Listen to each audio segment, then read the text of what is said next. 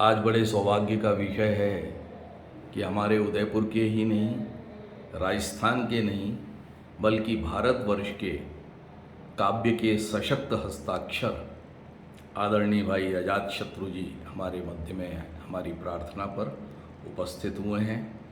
अभी उन्होंने इस नवलखा महल के समस्त प्रकल्पों का अवलोकन किया है, तो हम उनसे जानना चाहेंगे उनको कैसा लगा, उनके विचार, उनकी राय। जी भाई साहब। साथियों, कई बार आप देश दुनिया घूम लेते हैं, आप दुनिया के 15 देशों की यात्रा करके लौटते हैं, लेकिन जब आपको ऐसा लगता है कि आप अपने शहर में कुछ ऐसी एक स्मारक, एक ऐसी दीर्घा बनी हुई है, उससे अपरिचित हैं, ये मेरे लिए बड़ी आश्चर्य की बात है। और आज का दिन मेरे लिए, या ये कहूँ मैं डायरी में लिखूँगा, आज के दिन की इस तारीख को लिखूँगा कि ये दिन कितना खुशनुमा है। ये तो स्थानीय अपने आप में तपस्थली है, जहाँ पे स्वामी दयानंद जी सरस्वती जी ने बड़े अपने अपने ऋषि कुल की परंपरा को निभाते हुए विश्व का सबसे बड़ा ग्रंथ लिखा, जिसके ऊपर आर्य समाज के सिद्धांत कायम है। किंतु सबसे बड़ी चीज़ यह है कि इस आश्रम को आगे बढ़ाने में यहाँ के अध्यक्ष वर्तमान अशोक आर्य जी और जनसंपर्क अधिकारी विनोद राठौड़ जी से जब आज मैं मिला, और मैंने महसूस किया कि इस क्रम को उन्होंने पीछे नहीं जाने दिया।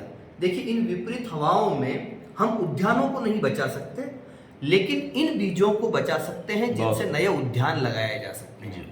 तो वो जो बीज हैं, जो आने वाली पीढ़ियों को संस्कारों की ओर, भारतीय परंपरा की ओर, इस देश में, इस देश की शुचिता, परंपरा, वेद ज्ञान के लिए जो ऋषि मुनि जो काम करके गए हैं, उन सबको दिखाना, बताना कि हम विश्व के विश्व गुरु कैसे हैं, यह आज मैंने यहाँ आकर जाना, समझा। और मैं अपने आप को बहुत सौभाग्यशाली महसूस करता हूँ कि इस तपस्थली में इस प्राचीनतम चीज़ों को नई कलेवर में उन्होंने ढाला है।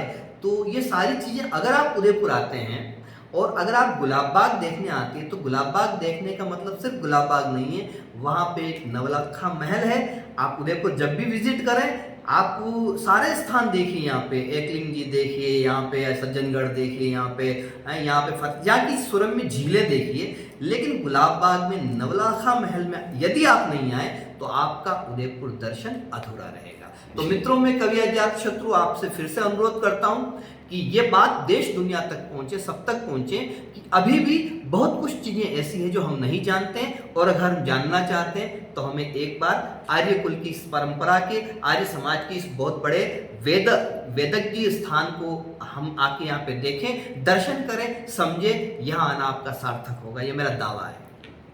धन्यवाद बहुत बहुत भाई साहब आपको। और आपने जो कुछ कहा है, मुझे लगता है आगे दर्शकों को और पर्यटकों को प्रेरणा देने वाले हैं। बहुत बहुत धन्यवाद।